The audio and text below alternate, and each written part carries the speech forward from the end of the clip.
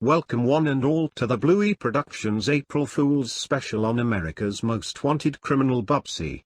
And now for your host, Bluey.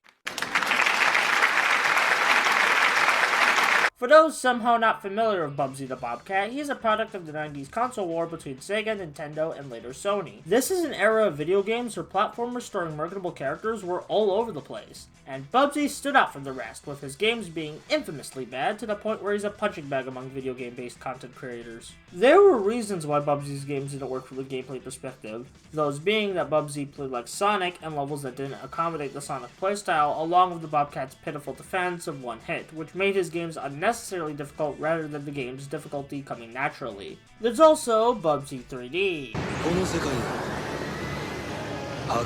There's also Bubsy's personality. Despite being voiced by popular voice actors like Rob Paulsen, he's often seen as an annoying loudmouth who doesn't know when to shut up. Now, I don't mind characters who can't shut their traps, and I even get an ironic kick out of Bubsy's wisecracks. But that's just it. I enjoy Bubsy ironically, and I know not everyone can enjoy Bubsy in a so bad it's good way. Bubsy wasn't a financial or critical hit with his 90s games, and he seemed like a failed experiment to be lost to gaming history. And then, internet reviewers started to rise up. And with the initial wave of them being hip, old-school gamers that yelled and screamed at bad video games, Bubsy slowly became a joke and inevitability among game reviewers on YouTube. With this newfound meme status, a Chinese company decided to capitalize on this by re-releasing the first two Bubsy games on PC, and commissioned a new Bubsy adventure from Black Forest Games called Bubsy The Woolies Strike Back, which is what we're looking at today. So let's see everything that can possibly go wrong. The plot of Bubsy The Woolies Strike Back is as follows.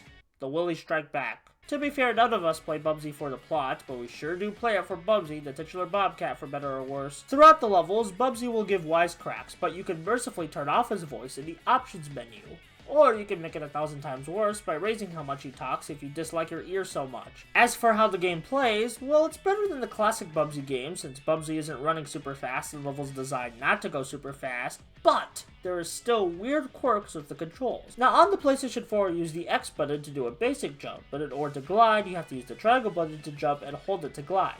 If you want to do a double jump and glide, you have to click the X button, then click the triangle button, and hold the triangle button. X and triangle are a weird button combination to use back to back, especially with jumping, and it would be more comfortable if you could use O instead of triangle, or be like a regular video game and use X for all your jump-based commands. Sorry to go on a tangent about jumping in this game, but I haven't seen anyone talk about these baffling controls in any review I've seen of this game. The environments in this game are generic plains and deserts with no interesting variations or twist on these classic themes, on top of being a part of dull level designs. These levels are only challenging because Bubsy still dies from one hit, which is weird since Bubsy 2 gave you extra life points, so why regress game mechanics for the next game? Also, I don't know where to mention this, but the bosses are not fun and unnecessarily difficult. I know I'm putting way too much thought into a game that was made to cash in on internet infamy, but the thing is, they didn't have to make this game bad in order to do that. They could have redeemed Bubsy and made a quick buck at the same time. Instead, they rushed out a bland game for the memes and cash. Hell, I'm probably fueling the cycle of memes and cash by playing and talking about this game. At least they didn't spend money on it like other people did.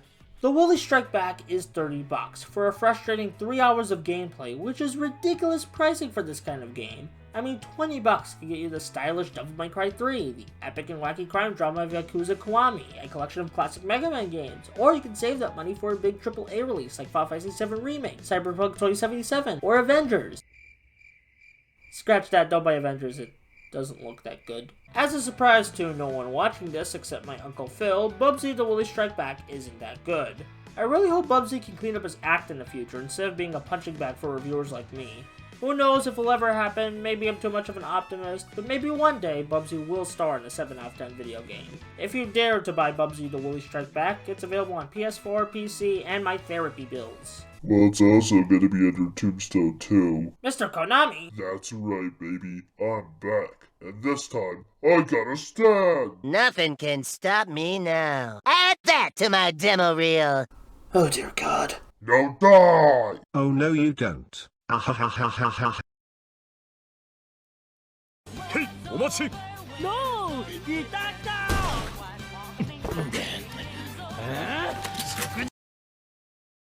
All together now, we bombed the farm, we killed the neck, we caught the plague, he lost his arms, we punched the face and ping, we died.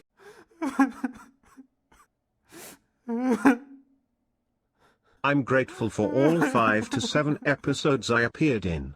Besides, there was no way I wanted to be alive when you covered Zeo Battle Racers. Tell Reggie Claus. Anthem isn't cool.